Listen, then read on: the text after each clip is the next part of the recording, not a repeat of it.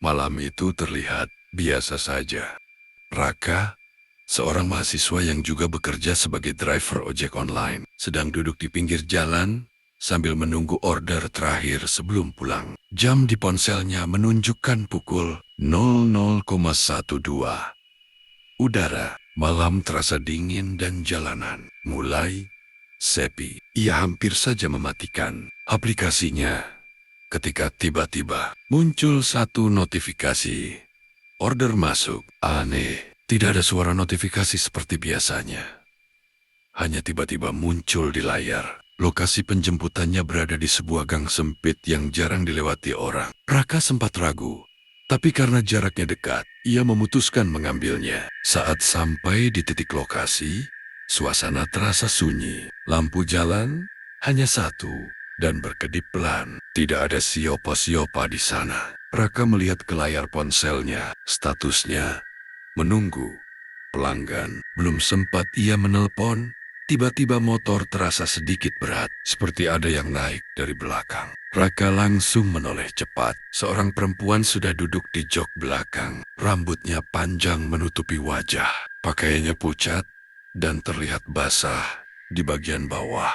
Raka tidak ingat mendengar suara langkah atau pintu terbuka, tapi perempuan itu sudah ada di sana. Jalan saja, Pak, katanya pelan. Suara itu datar, tanpa emosi.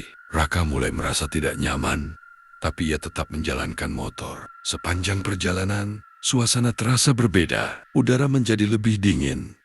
Dan anehnya, jalan yang biasanya masih ramai, kini terasa benar-benar kosong. Raka sesekali melihat ke kaca spion, dan setiap kali ia melihat, kursi belakang terlihat kosong. Tidak ada siapa-siapa. Namun, ketika ia sedikit menoleh langsung, perempuan itu masih duduk di sana, diam, tidak bergerak. Jantung Raka mulai berdegup kencang. Ia mencoba berbicara untuk memastikan, "Mbak, turun di mana nanti?" Tidak ada jawaban, hanya suara angin yang terdengar pelan. Beberapa menit kemudian, aplikasi menunjukkan bahwa mereka sudah sampai di tujuan. Lokasinya berada di depan sebuah rumah tua yang gelap dan tampak tidak berpenghuni. Raka menghentikan motor.